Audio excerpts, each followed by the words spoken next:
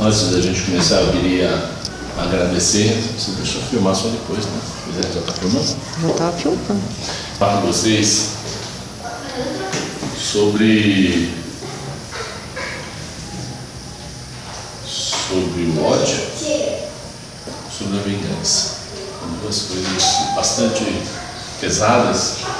Normalmente as pessoas às vezes se assustam, né, quando se comenta sobre esse assunto, mas a gente precisa ter uma ótica melhor sobre isso, ok? Então, quero passar para vocês hoje uma ideia diferente até do que é o ódio, do que é a vingança, ok? Bom, antes de falar sobre o ódio e a vingança, eu quero começar falando para vocês sobre a perfeição de Deus, né? E dizer que a perfeição de Deus, ela é tão grande, ela é tão incalculável, que se a gente for achar um outro termo para falar sobre a perfeição de Deus, só poderíamos dizer que a perfeição de Deus é perfeita. Eu não conheço outro termo, tá?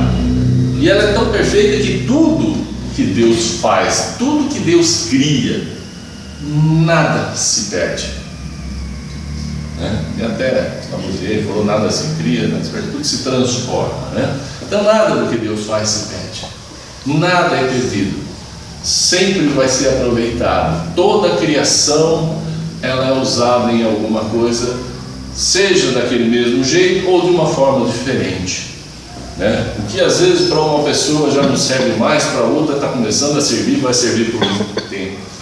Assim são as criações e assim é a perfeição de Deus, né? Então, se a gente for ver o que é o ódio e a vingança, nós temos que começar lá atrás. Lá atrás como? Lá atrás, quando a gente passou da fase animal para a fase nominal. Lá atrás a gente precisava do ódio, da vingança, da raiva, da ira, para que a gente tivesse força e que isso nos trouxesse adrenalina suficiente para que a gente enfrentasse os nossos inimigos, os nossos predadores. E isso era muito útil para a nossa sobrevivência e a manutenção da espécie, porque por mais forte que o homem era, ele tinha animais na qual ele fazia parte da cadeia, vamos supor, leões, e ele tinha que enfrentar isso, e de campo aberto, ele não tinha cerca, não tinha nada. Então quando ele via aquele inimigo, ele se enfurecia e aquela adrenalina vinha nele, e isso servia e muito, e ajudou e muito. Nem se sabia naquela época de existência de ódio, nada, porque o homem mal falava. E à medida que foi evoluindo, né, é que se chegou ao conhecimento do que é ódio, do que é raiva, do que é ira e tudo mais. Mas então você vê, lá atrás era muito útil. E isso está dentro de nós, está dentro dos nossos instintos, na nossa maneira de ser, na forma com que nós fomos criados, e sempre esteve. E eu particularmente digo que eu acho que sempre vai estar, porque foi útil e vai continuar sendo útil, e eu vou dizer por quê, para que vocês concordem ou não comigo. À medida que a gente vai evoluindo, a gente vai superando certos vícios, né? Certas tendências, né? Certos instintos a gente passa a controlar. Então, os irmãos que já estão numa fase mais evoluída que nós, com certeza hoje eles controlam isso com uma facilidade tão grande que quase dá a impressão que eles nem têm isso dentro deles. Mas eu acho que continua dentro de cada um de nós, porque em um determinado momento você pode precisar usar, não sabemos quando. Você vai falar, mas se for perfeito não precisa mais. Bom, vamos pegar o mais perfeito que nós conhecemos, o mais perfeito que nós já ouvimos falar, Jesus. Mas Jesus não tinha raiva, ódio, ira. Tá bom, e o que se chama aquilo que ele fez dentro do tempo? Ele se empoderou de uma força tão grande, vendo aquilo, que ele jogou todo mundo para fora, jogou todas as coisas que estavam erradas no templo para fora. Ou eu estou enganado? Mas Jesus é praticamente perfeito para nós. Mas ele tem isso dentro dele, só que ele controla com tanta facilidade que isso nem a gente imagina que ele tenha. Da mesma forma que uma pessoa controla a sua vontade de beber, que ele nem sente vontade de beber. O outro já controla a vontade dele de fumar, que ele nem sente vontade de fumar. Eu digo isso como fumante porque faz 30 anos que eu larguei de fumar, mas que eu gosto de cigarro, eu gosto. Mas eu controlo com tanta facilidade que parece até que não gosto. Graças a Deus, senão eu estaria fumando ainda e já estaria morto. Eu não sei se vocês estão concordando comigo, mas para mim isso me parece muito claro, que esses instintos continuam com a gente e servem para a gente de alguma forma, se um dia precisarmos usar, ou para nos educarmos cada vez mais, ou para usarmos se em um determinado momento nós precisarmos de muito mais força, de uma adrenalina que nos dê aquele punch para enfrentar uma tal situação. Ok? Bom, no nosso Evangelho fala sobre isso, né? E diz assim que quem disse foi o Judas Oliver, tá? No item 9, lá do capítulo 12 do Evangelho segundo o Espiritismo, ele diz assim: dentre esses instintos, a vingança e o ódio são um dos últimos resíduos dos costumes bárbaros que trouxemos nesse longo período de evolução e que tende a desaparecer dentre os homens. Tá? Agora, o que quer dizer esse desaparecer? A gente não vê mais. Tá? Agora, ele não disse que os homens não terão mais isso. Tende a desaparecer esses instintos por não serem mais usados. Meu entender, não estou colocando palavra na boca deles. Por quê? Porque Jesus usou quando precisou, e usou muito bem usado, no momento certo, no momento oportuno. E diz ainda o Judas que esses sentimentos, juntamente com o duelo, a luta, a guerra, né, eles são remanescentes daqueles costumes que nós tínhamos aí há 2, 3, 4 mil anos atrás. Qualquer coisa era motivo para isso, e naquela época odiar o inimigo fazia parte até da religião. Amai os vossos irmãos e odiai os vossos inimigos. A gente vê isso, né? Então, hoje, ódio é uma palavra feia, mas boa noite, tudo bem? O ódio hoje é uma palavra assim, que, né, a pessoa fala, olha, fulano desse, fulano.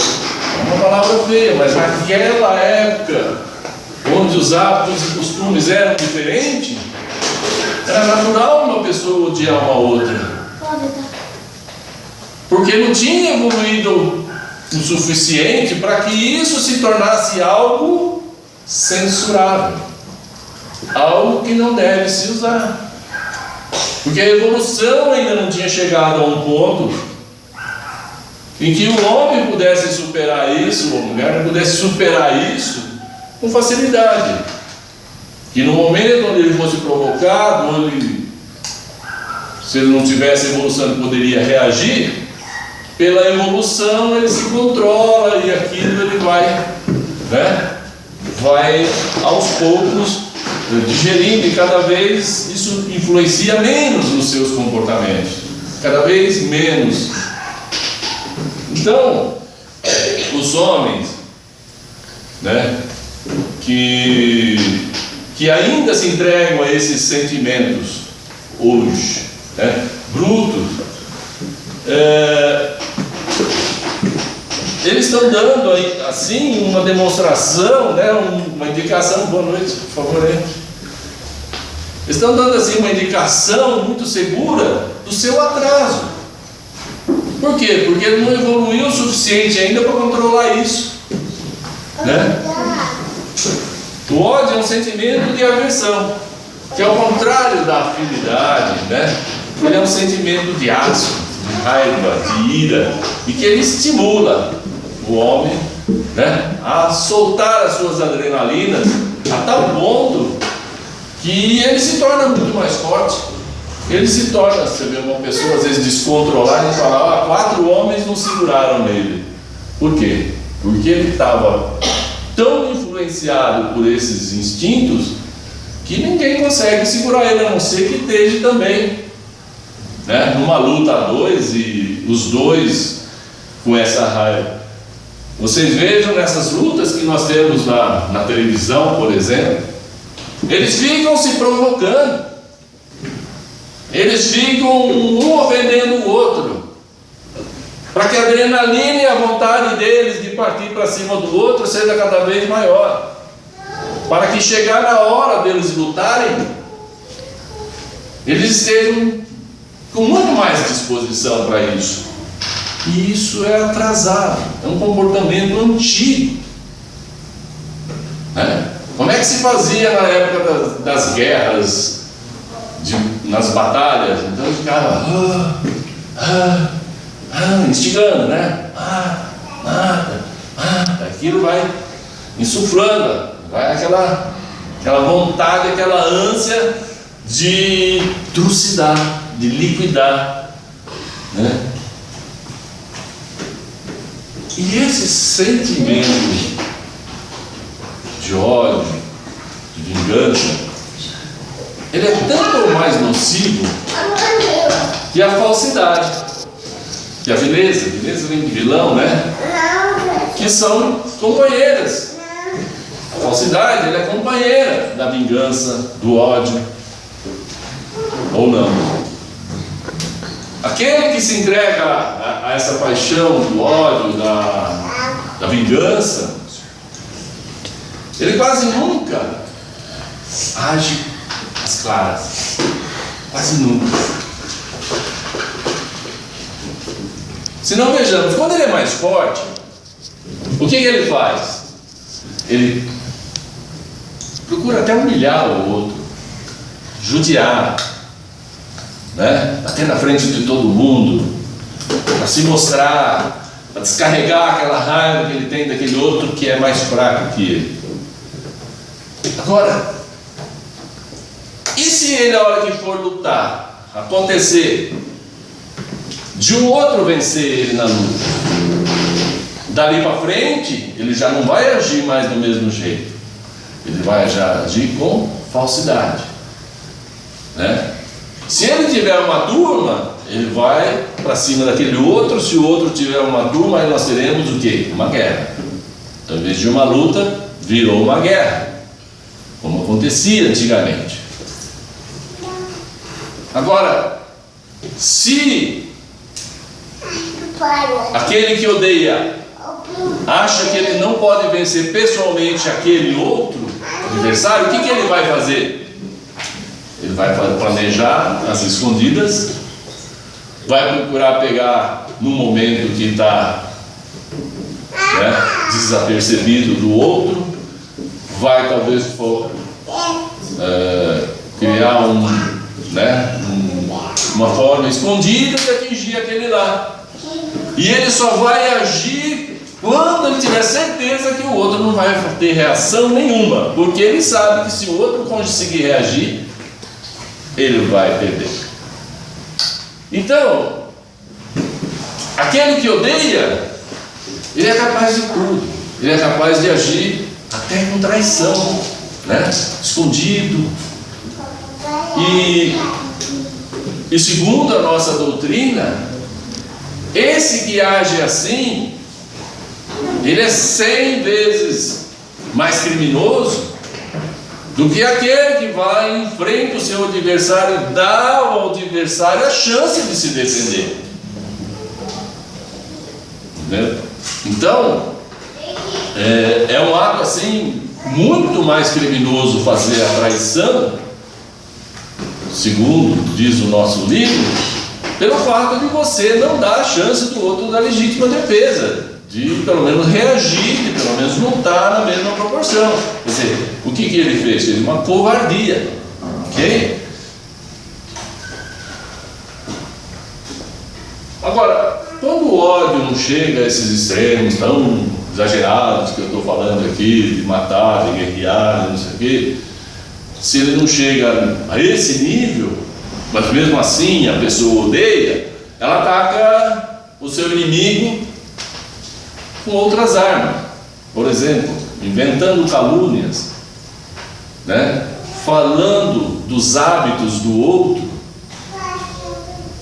ou até levantando calúnias sobre a família, sobre a esposa, sobre os filhos. O filho é viciado, a filha é uma perdida, a esposa faz isso, faz aquilo. Quer dizer, também é uma covardia. Ele não parte para uma luta frente a frente, né? Não mata o outro, mas causa tanto estrago, né? E tão covardemente que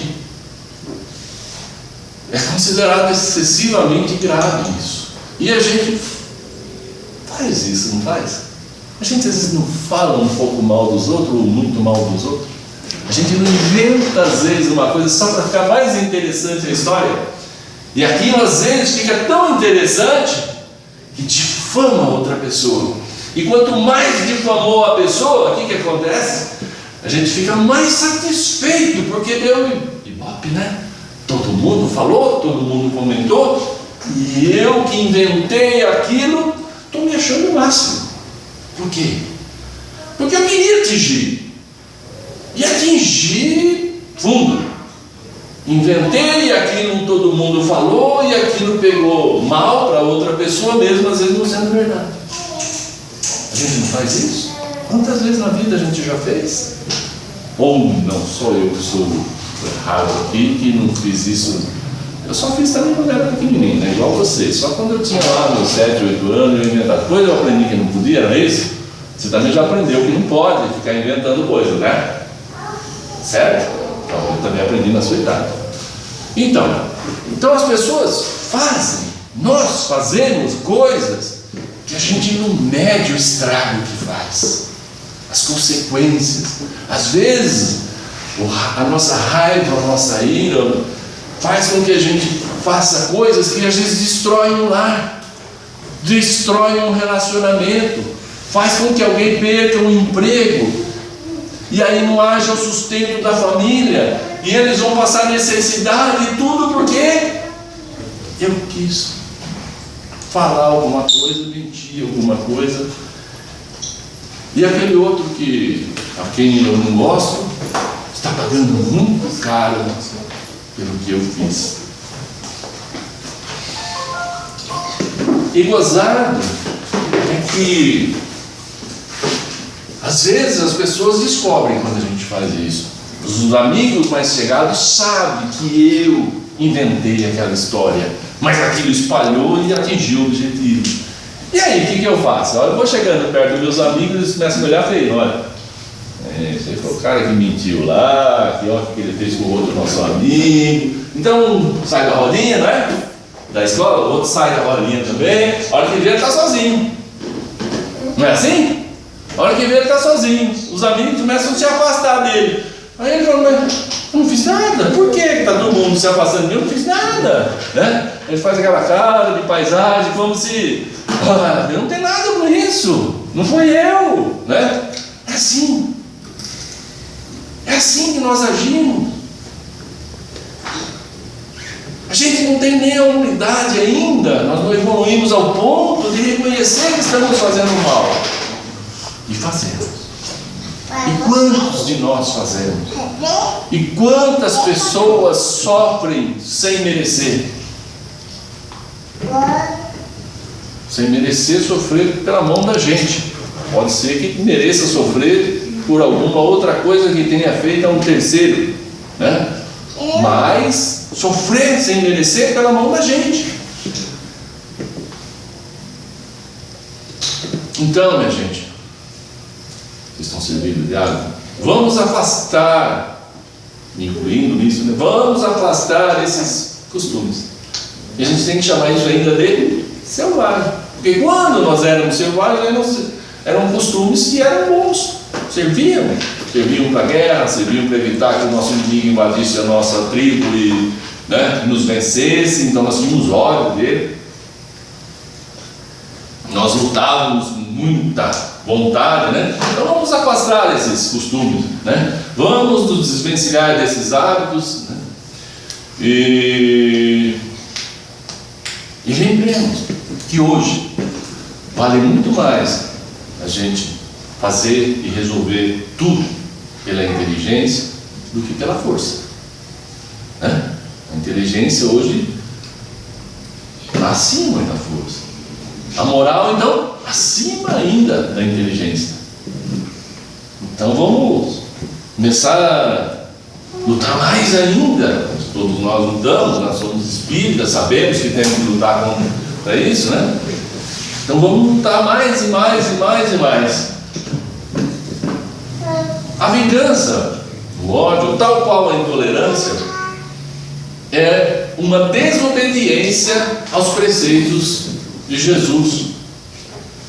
Ele não falou para nós perdoar os nossos inimigos? Quer dizer, enquanto nós estivermos odiando e nos vingando, nós vamos estar contra os preceitos de Jesus. Então todo espírita que pretende ainda hoje vingar-se, ou seja, todo espírita que ainda hoje pretender vingar-se, por pouco que seja, pretender vingar-se, olha, escuta espírita, olha lá um espírita, escuta, todo espírita que pretender vingar-se do próximo ainda hoje, ele será considerado, por enquanto, indigno de se intitular espírita cristão. Por quê? Porque ele ainda não segue os preceitos de Jesus. Na Bíblia tem um local lá no Salmos, no número 94, do item 8 ao 10, fala sobre a vingança, o ódio. Lá a palavra diz assim, eu vou ler: insensatos, procurem entender. Quer dizer, já chegou bravo, né? Não tens por acaso sabedoria aquele que deu ao homem o conhecimento? Quer dizer, está se referindo a Deus. Deus deu ao homem o conhecimento. Então Deus não tem sabedoria? E vocês tolos, quando é que se tornarão sábios? Será que quem fez o ouvido não ouve melhor do que vocês? Deus é que fez esse nosso ouvido e que nos deu essa condição de ouvir. Deus não ouve muito mais do que nós? Com certeza. Aquele que fez os seus olhos não enxerga muito mais do que vocês? Ele conclui dizendo assim: aquele que disciplina as nações, será que vai deixá-los sem castigos? Então, essa passagem é um alerta para nós, querendo dizer com isso, para que a gente deixe de lado os julgamentos, deixe de lado a nossa vontade de ser aquele que vai punir, né? Porque a punição não cabe a nós. A punição cabe para aquele que tudo sabe, para aquele que tudo vê, aquele que tudo ouve e aquele que disciplina todos nós. No item 10 até o Fénelon se pronunciou sobre isso, mas ele veio para levantar a gente. Ele veio dizendo assim: amai-vos uns aos outros e sereis felizes. Olha aí, se nós amarmos uns aos outros, não vai ter raiva, não vai ter ódio, não vai ter... Então, e a gente fica procurando felicidade aonde? A felicidade só está num lugar, em amar o próximo. Acabou, não existe outra felicidade. Enquanto existir um irmão sofrendo, não vai ter felicidade. Ou uma mãe consegue ser feliz se tiver um filho chorando. Um pai vai conseguir ser feliz se tiver um filho no hospital. E todos somos filhos de Deus. Todos somos irmãos. Quer dizer, a felicidade só vai existir o dia que nós aprendermos realmente a amar o próximo. É o único caminho que existe para a felicidade.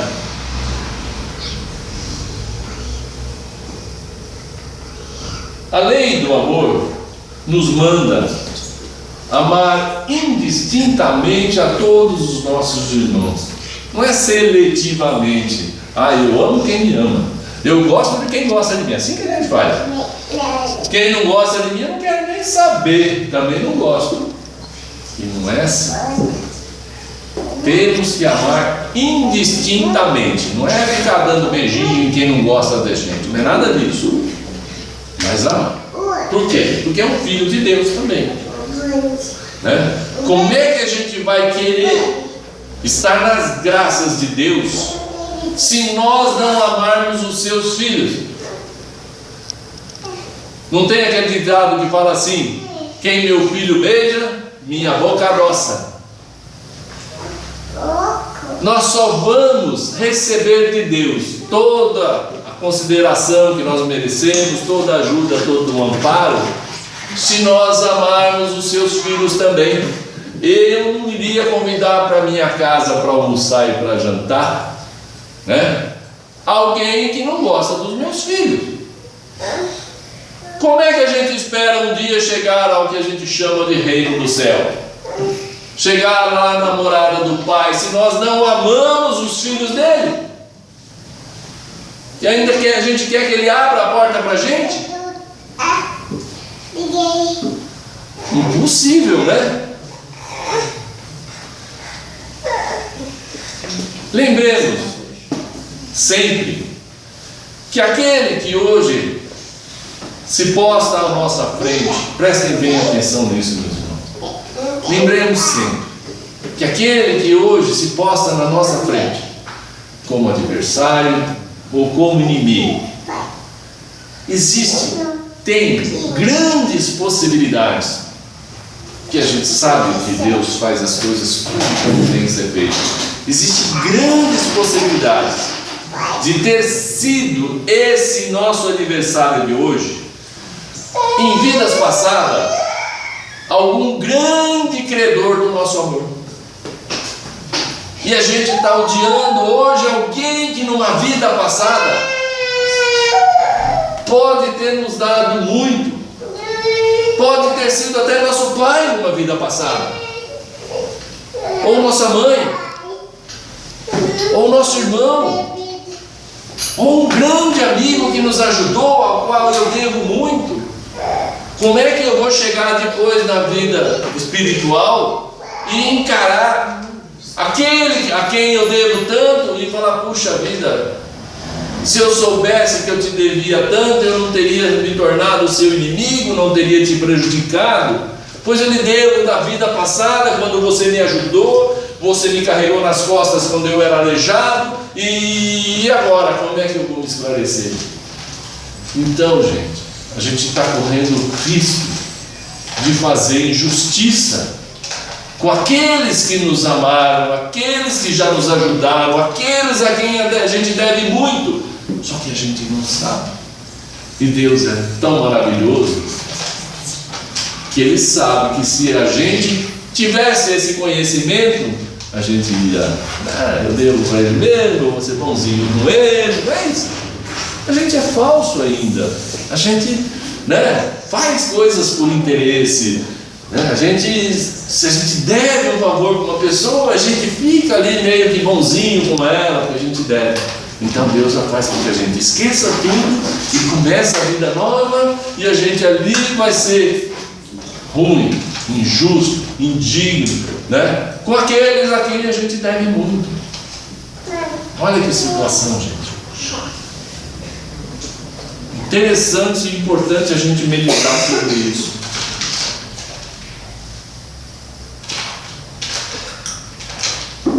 Então, gente, para não me estender muito, para respeitar o horário, eu teria muito a falar, mas eu gostaria de encerrar dizendo que nós precisamos deixar muito vivo na nossa mente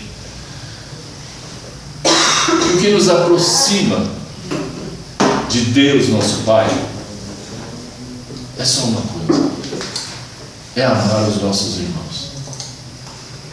Porque fora disso, o que a gente fizer vai nos afastar de Deus. Tenham sempre isso em mente. Que a paz de Deus, o amor de Jesus esteja com todos nós. Obrigado.